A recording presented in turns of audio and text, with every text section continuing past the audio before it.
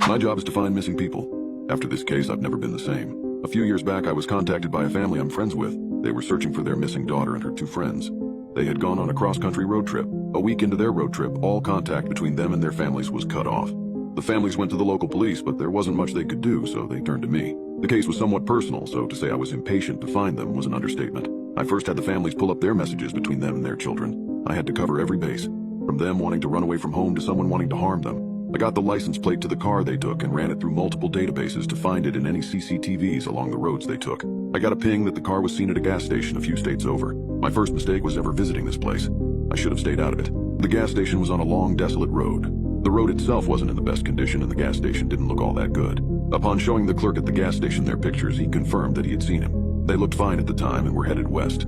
I thanked him and followed the road westwards. While driving down the road, my tire went out and I crashed into the side railings. Thankfully, I didn't sustain any injuries, but I was now stranded in the middle of nowhere. I decided to survey the area and noticed that the trees looked damaged. The sun was setting, so I grabbed my flashlight and peeked over the edge of the railings. Perhaps the car went off into the gully.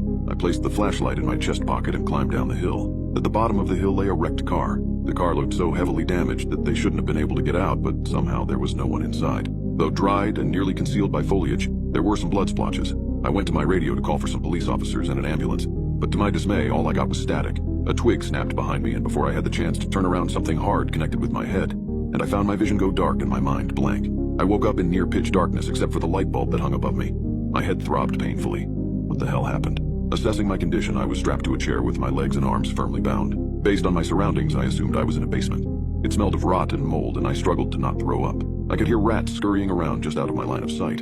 A door opened, and in walked a man who was so mutated it was hard to say he was even human. "Hey, who the hell are you?" I shouted. He came closer and I could see a horrible grin plastered on his face. He held a knife in one hand. "You're the one who took those 3 girls, weren't you? What did you do to them?" I asked. He didn't respond, but he had a displeased look on his face. Before I knew it, he stabbed the knife into my hand. My body jolted from the pain, and I wanted to scream out in agony, but I held it in. "You sick man, you probably get off to this, huh?" "Well, hate to break it to you, but it'll take more than that to make me scream," I retorted through heavy breaths. He tilted his head and began twisting the knife in my hand. The pain was unbearable, but I refused to give him what he wanted. I couldn't help the tears that built up in my eyes and quickly fell. He was still dissatisfied, so he pulled the knife from my hand. He placed it over my pinky, lining it up. I struggled against my binds as I knew what he was about to do. However, before I could protest, he slammed the knife down and severed my pinky from my hand. I couldn't hold my screams any longer. "Go to hell, you are sick!" I screamed in agony. I heard his sick laugh echo throughout the basement. "Got you, I'll be taking this." Just like that, he picked up my finger and left me in the basement to suffer alone in agony. The pain clouded my brain and made it hard to think straight. Blood still poured from my hand, coating the chair arm before dripping to the floor. After what felt like hours, I passed out from the pain and blood loss. I woke up once more and saw that my hand was bandaged with a dirty cloth. I looked up to see a horrific sight. In front of me sat a table with human body parts laid on it. The body parts were so mutilated you almost couldn't tell it belonged to a person. I gagged at the sight. Is he a cannibal? In his hands were a bowl and spoon. He was stirring the spoon in the bowl and turned towards me. Upon seeing I was awakened, he came over to me. The smell was putrid and I could feel my stomach turning at the sight of the contents of the bowl. I turned away, but he grabbed my face and forced my mouth open. He shoved the spoon in my mouth.